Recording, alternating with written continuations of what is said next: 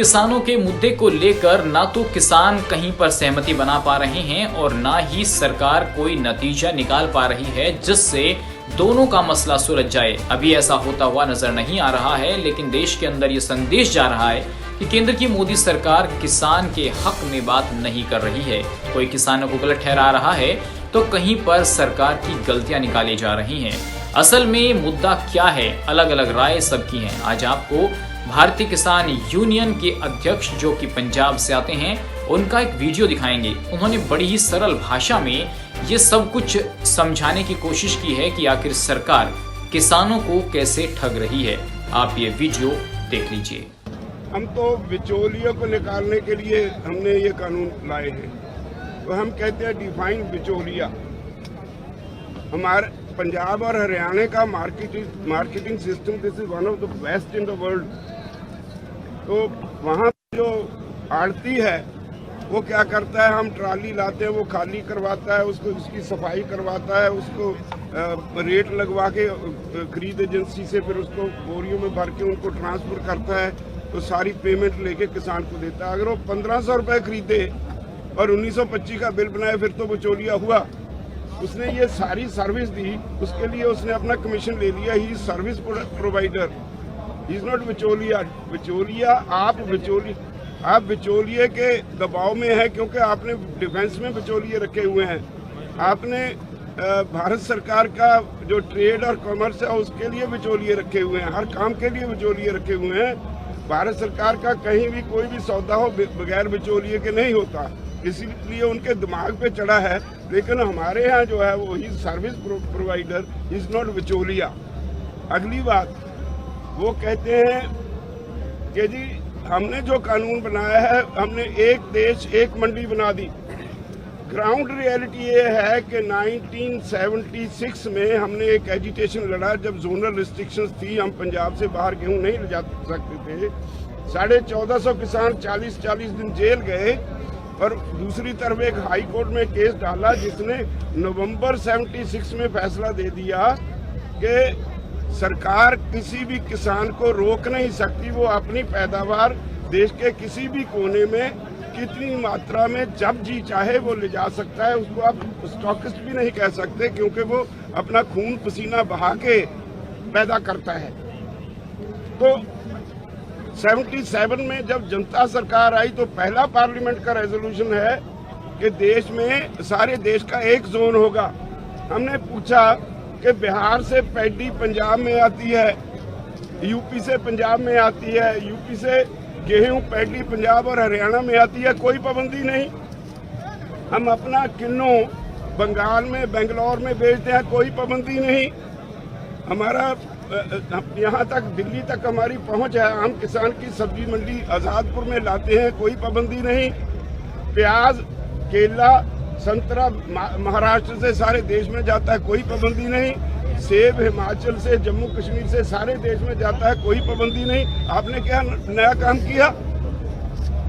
Actually कोई पाबंदी है नहीं।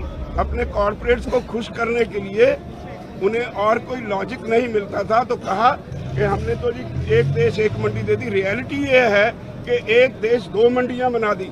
एक मंडी है which is governed bye APMC act, किसी कानून के तहत 100 साल से वो काम कर लिया जो ट्राइड एंड टेस्टेड है, हर किसान को उसकी समझ है। एक मंडी जो इन्होंने बनाई उसमें कायदा कानून ही नहीं, कोई भी आदमी उसे कोई लाइसेंस की जरूरत नहीं, वो सिर्फ अपने पैन कार्ड से या कोई भी गवर्नमेंट ऑफ इंडिया के जो अधिकारित डॉक्यूमेंट है उससे कहीं भी कितनी भी क्रॉप किसी किसान से खरीद सकता है, खेत से खरीद सकता है, घर से खरीद सकता है। इसका मतलब ये हुआ कोई अमीर आदमी 4 गांव की गेहूं खरीद के ले जाए, बाद में पेमेंट ना करे, कोई प्रोविजन नहीं कि हम उसके खिलाफ कोर्ट में जा सकते हैं। सिर्फ SDM के पास जाएंगे, SDM भी कुछ नहीं करेगा, वो रिकंसिलिएशन बोर्ड बनाएगा। रिकंसिलिएशन बोर्ड जिस पार्टी की सरकार होगी उसके लोगों का होगा, वो अपने अपोनेंट को हरेस करेंगे तो उसके खिलाफ कोई कार्रवाई नहीं। अगर नहीं हुई तो फिर डिप्टी कमिश्नर के पास जाएगा, इससे आगे वो किसी कोर्ट में नहीं जा सकता। तो हमने कहा ये किसान को लूटने की एक अलग चाल है। सेक्शन वाइज हमने टोटल सारे एक्ट्स को भारत सरकार के मंत्रियों से डिटेल में डिस्कस करके उनको डॉक्यूमेंट साथ दे दिए। आज तक सरकार के पास उसका कोई जवाब नहीं। दूसरा, वो कहते हैं कॉन्ट्रैक्ट एग्रीकल्चर के लिए हमने एक नया कानून दे दिया। हमारे पास मिसाल है, हम गन्ना बेचते हैं तो हमारा शुगर मिल से कॉन्ट्रैक्ट होता है, शुगर मिल वाले 2-2 साल पैसे नहीं देते, किसान उसका क्या बिगाड़ लेता है, एजिटेशन करनी पड़ती है और 8.5% रिकवरी पे गन्ने का दाम तय होता है। अगर रिकवरी ज्यादा हो जाए तो in the end of the year उसकी एवरेज रिकवरी के हिसाब से एडिशनल गेन प्राइस देने का प्रावधान एक्ट में है, कभी किसी ने नहीं दी। तो ऐसे एग्रीमेंट जो आप हमारे करवाओगे, उनके उसमें लिख दिया कि वो एग्रीमेंट रद्द कर सकता है अगर जब क्रॉप आएगी उसकी क्वालिटी पे, उसमें जो पेस्टिसाइड रेसिड्यू है उस बहाने, किसी ना किसी बहाने वो रद्द करेगा।